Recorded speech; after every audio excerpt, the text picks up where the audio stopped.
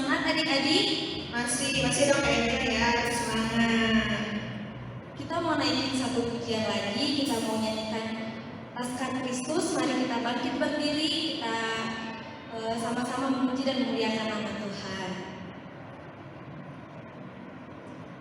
Ayo bangkit berdiri adik-adik. Kita semangat ya. Semangat ya.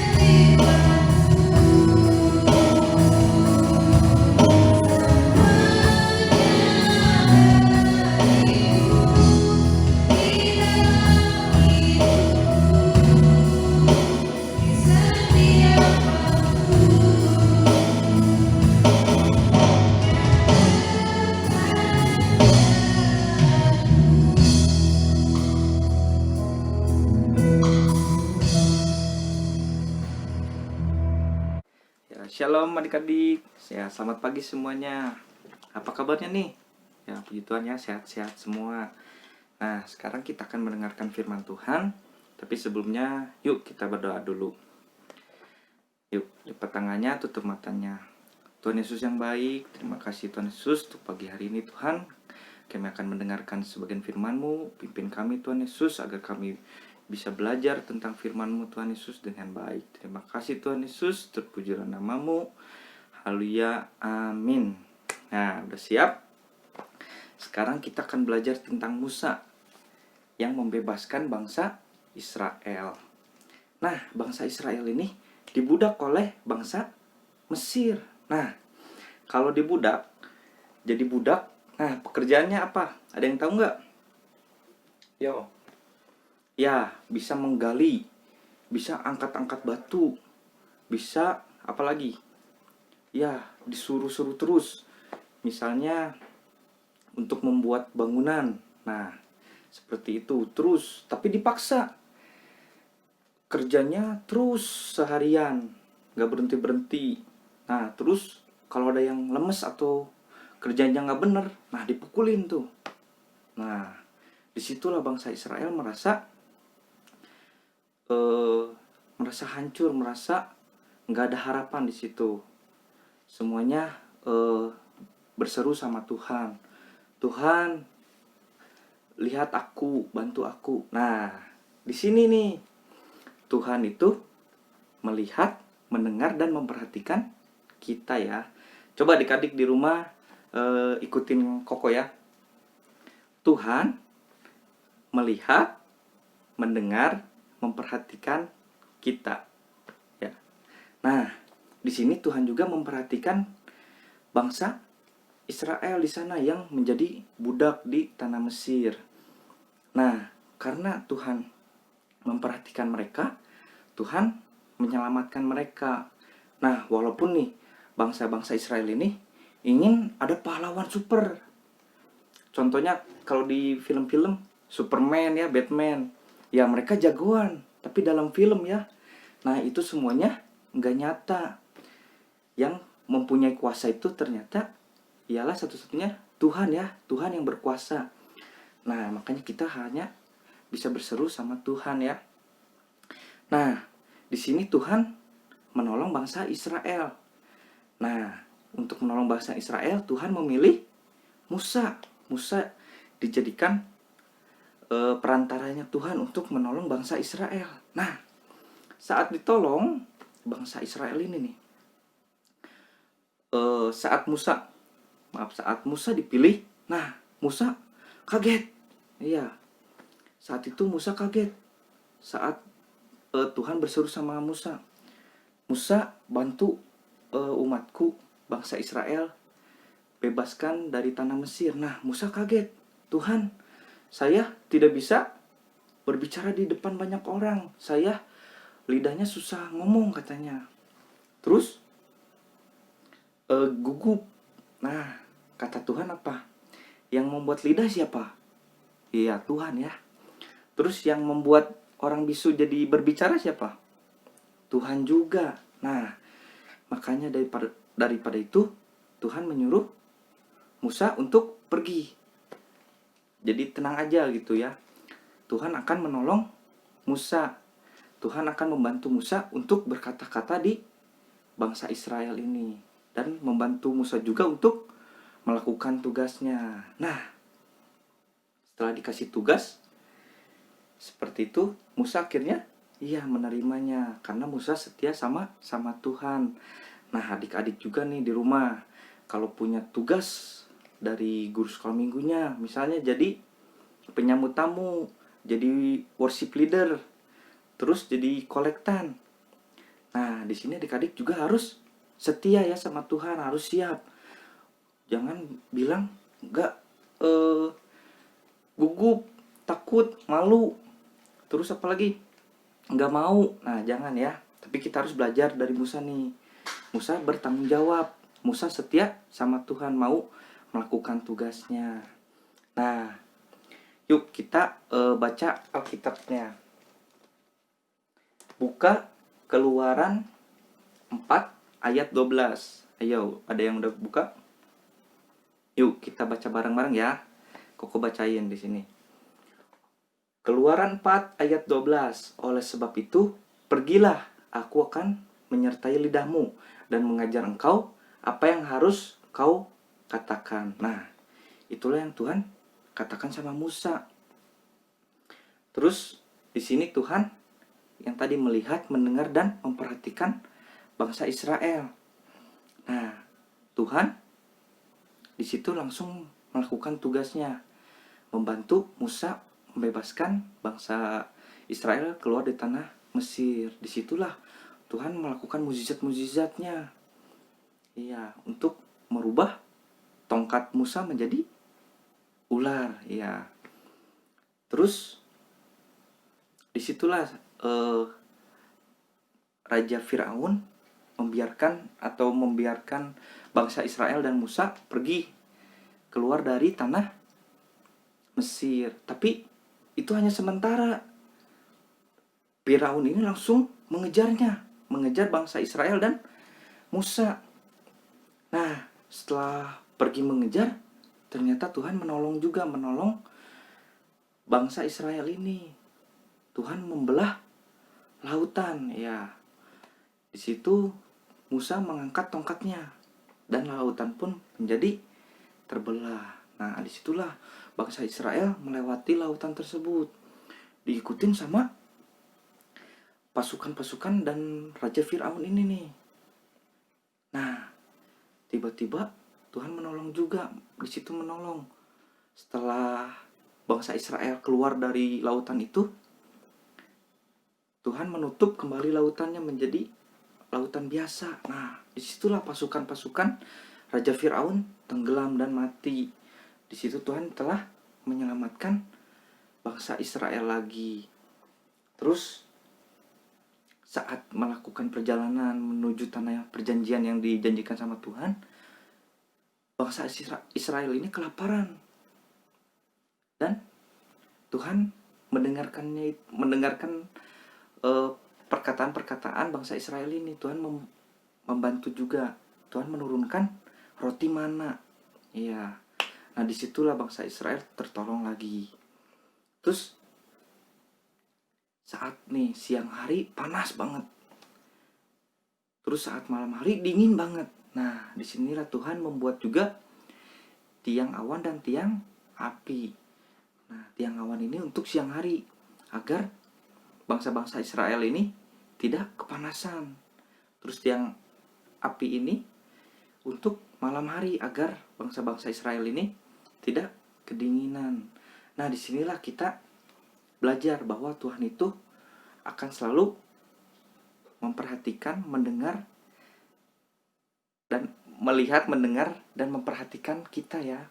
Adik-adik juga yang di rumah nih. Misalnya adik-adik di rumah sedang dalam kesulitan sekarang. Nah, Tuhan juga memperhatikan adik-adik, melihat adik-adik. Nah, adik-adik berseru gak sama Tuhan? Kalau adik-adik berseru sama Tuhan, Tuhan pasti dengar. Nah, asal kita setia sama Tuhan, Tuhan akan pasti jawab juga. Ya. Nah, di sini nih kita belajar dari Mazmur, buka Alkitabnya Mazmur 139 ayat 1 sampai 3. Ya, di sini kita belajar bahwa Tuhan menyelidiki dan mengenal aku.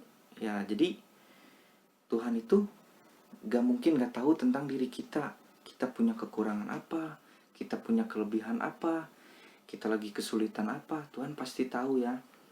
Nah, Engkau tahu kalau aku duduk dan berdiri, Engkau mengerti pikiranku dari jauh. Jadi Tuhan tahu dan mengerti juga pikiran tentang kita. Jadi segala yang kita pikirkan, yang kita punya pergumulan, Tuhan juga pasti tahu ya. Nah, yang ketiga, Engkau memeriksa aku kalau aku berjalan dan berbaring. Segala jalanku Engkau maklumi. Nah, pasti dalam keadaan saat kita belajar berjalan bersama Tuhan, pasti banyak kesulitan yang akan kita hadapi. Nah, terus Saat kita melakukan kesalahan, ingat. Saat kita jauh dari Tuhan, ingat. Kita harus stop. Kita harus bertobat. Kita harus mengakui kesalahan kita. Misalnya saat di sekolah nih, kita udah tahu kan menyontek itu salah, berdosa. Tapi kita lakukan. Atau saat kita di rumah nih, melawan orang tua itu salah juga, tapi kita lakukan. Kita melawan orang tua. Nah, disitulah kita harus belajar mengakui kesalahan kita sama Tuhan. Dan kita juga harus bertobat dari kesalahan itu, jangan diulangin lagi. Terus kita harus setia sama Tuhan, kita harus setia berdoa, baca firman Tuhan, ya, dan dengar firman Tuhan, rajin ke gereja, ya, supaya kita bisa lebih mengenal tentang Tuhan Yesus. Ya, adik-adik, kita belajar dari Musa untuk setia dan melakukan firman Tuhan atau taat sama Tuhan. Ya, adik-adik ngerti ya? Yuk, kita akan lipat tangannya, kita akan berdoa. Bapa kami yang di surga, terima kasih Tuhan Yesus. Kami telah belajar akan firman-Mu Tuhan Yesus tentang Musa yang setia, yang taat sama Engkau Tuhan, untuk melakukan tugasnya. Pimpin kami juga Tuhan, tolong kami Tuhan, agar kami Tuhan bisa menjadi seperti Musa yang setia Tuhan dan taat sama Engkau Tuhan Yesus. Terima kasih Tuhan Yesus, terpujilah nama-Mu. Haleluya, amin. Ya, terima kasih.